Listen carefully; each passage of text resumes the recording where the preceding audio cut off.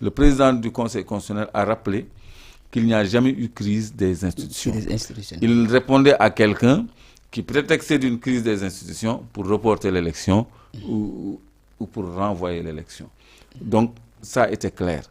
Donc, c'est le Sénégal qui a gagné. Et je crois qu'on va se mettre très rapidement au travail. Maintenant que l'appareil d'État est entre les mains de PASTEF et de ses alliés, je crois qu'on va prendre les meilleurs Sénégalais dans chaque domaine pour tirer ce pays vers le développement dans un élan de réconciliation nationale qui n'exclut pas la justice. Alors, il n'y aura pas de vengeance, mais il y aura justice. Parce qu'il y a beaucoup de choses à élucider et c'est une demande sociale très forte. Sans que la donne ay jeunes, mais ils ne sont pas prêts à donner des états de grâce. Ils ne sont pas prêts à revoir certaines figures revenir dans la gestion des affaires publiques. Parce qu'ils disent, parce que les jeunes avec qui j'ai discuté, qu'ils ont investi. Ils me disent, grand man, je me bracelet 5 000 pour contribuer à la campagne. Je me un t-shirt, un scooter, je def essence. Lol yep nak investissement là pour li fi nek jogé fi. Mais président Diomaye bés buñu fi indilé ñi fi jëlé ba paré duñ ko may dara. Parce que ñom ñu ngi ragal qu'on fasse du neuf avec du vieux. Donc je crois que les nouvelles autorités sont très conscientes de cette demande sociale et de cette pression populaire, de cette angoisse plutôt populaire qui consiste à craindre que le démon revienne par la fenêtre. D'accord. Alors, tey jii ni moom génn clé bi caabi palais bi mu daat ko jox ay soxnaam yi déjà ñoom c'est officiel que ne war nañ fa mën a loger. Ban temps la ñu am actuellement nii pour mën a installer leur gouvernement mën a gindi Sénégalais jamono ji puisque l'attente les Sénégalais sont impatients comme la nga ko waxee. Xam nga les Sénégalais sauront que Sénégal ay caaxaankat newuñu fi parce que ñoom je ne suis pas dans le secret des jeux. Hein. Moi, je suis un peu loin de leur conclave parce qu'ils se sont réunis depuis quelques jours dans un hôtel de la place. J'espère que ce n'est pas pour se prélasser, mais plutôt pour travailler. Pour travailler justement à mettre en place leur structure de gouvernance. Donc, leur gouvernement. Parce que le gouvernement, c'est pas seulement le gouvernement. La gestion des affaires publiques, c'est aussi les directions principales. Les principales directions. Je le rappelle, la Sénélec, quand tu veux avoir une politique énergétique, dans ta phase de gouvernance gazière et pétrolière, c'est une direction importante qui peut t'aider, toi, gouvernant, à baisser les prix de façon drastique. Donc, tu vas avoir une autre politique, beaucoup de politique de Fidjogé. Parce que Macky Sall doit faire un budget de 750 millions pour gagner courant, gasoil et essence. Essence yoku 100, gasoil yoku 100 francs, courant yoku de 48%. Donc, essence c'est pratiquement 1000 francs. Donc, les lolo. C'est une direction importante.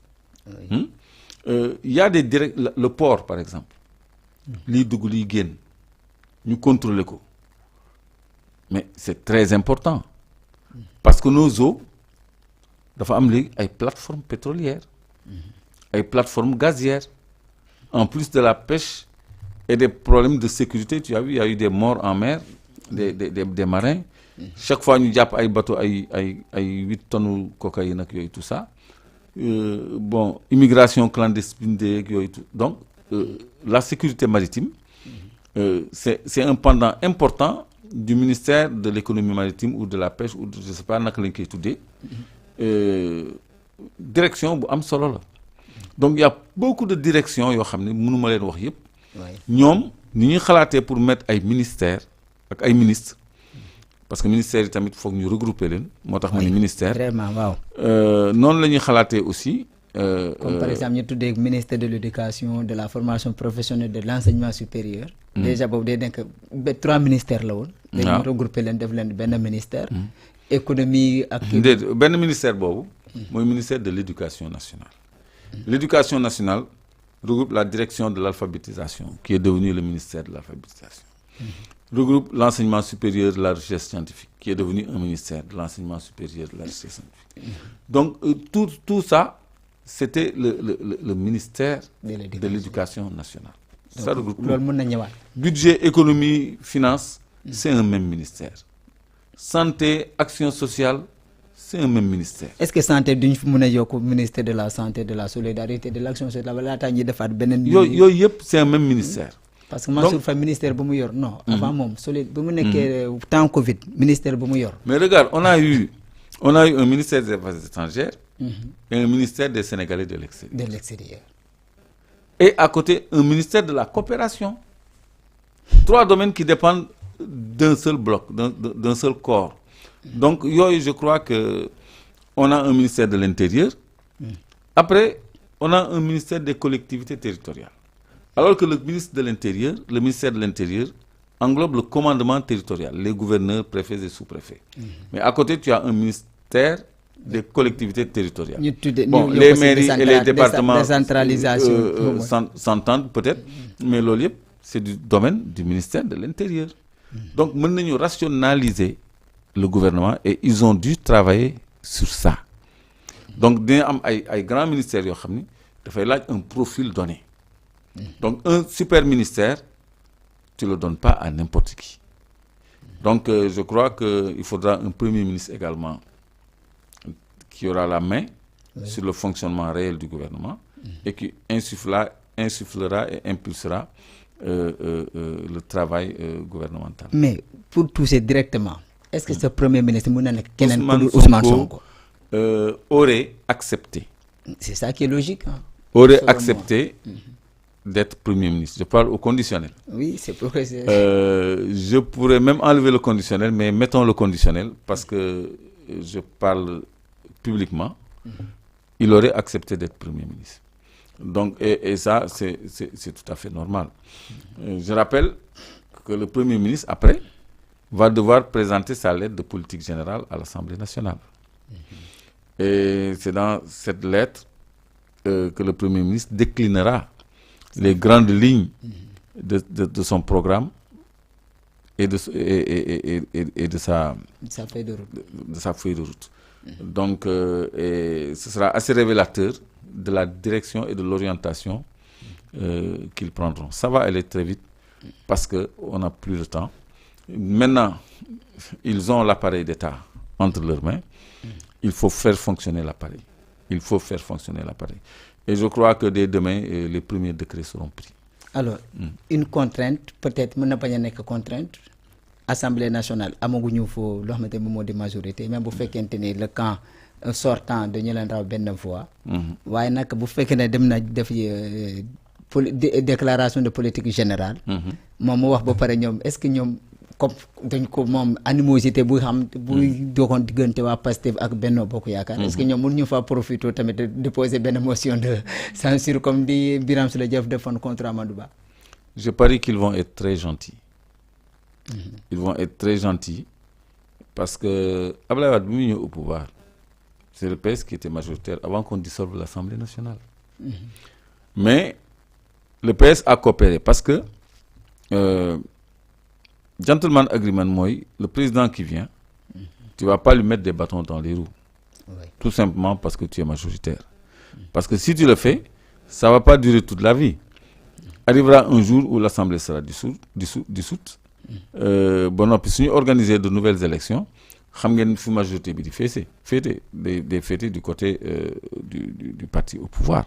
Parce qu'il y a toujours cette dynamique de changement et de souveraineté en leur faveur.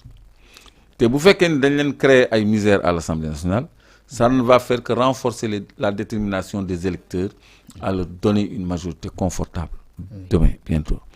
Alors, loolu boo ko defee nag après tu n'as pas de circonstances atténuantes. Moi, je crois qu'ils seront intelligemment très gentils et très coopératifs. Parce que quoi? Il faudra faire passer des lois qui permettent de fonctionner. Mais s'ils font de la résistance, le 31 juillet, l'Assemblée nationale aura 2 ans. Et ce ne sera pas au-delà du 31 juillet. Donc, ils n'ont pas intérêt à faire obstacle. Donc, je ne pense pas du tout à une motion de censure. Pas du tout. Parce que c'est une élection sans problème. Oui. Tous les candidats, personne n'a déposé de recours. Oui, sans contestation. Zéro contestation, zéro recours, tout le monde a reconnu. Ça, c'est extraordinaire. Les miracles annoncés par le président Mamadou Badio Camara. Oui. Tout à fait.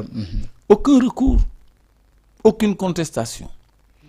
Et le président Macky Sall qui voulait nous installer dans un vide juridique au-delà du 2 avril, au cas où on irait au deuxième tour, amatul opportunité bob. Donc maintenant, le peuple a réglé le problème au premier tour. Donc voilà. Attendons voir. Il y a quelque chose qui manque de fondamental dans cette cérémonie de prestation de serment. De prestation de serment. Oui. Et de passation de pouvoir. Parce que il y a le problème de la déclaration de patrimoine. Oui. Le Conseil constitutionnel n'a rien dit. C'est intéressant.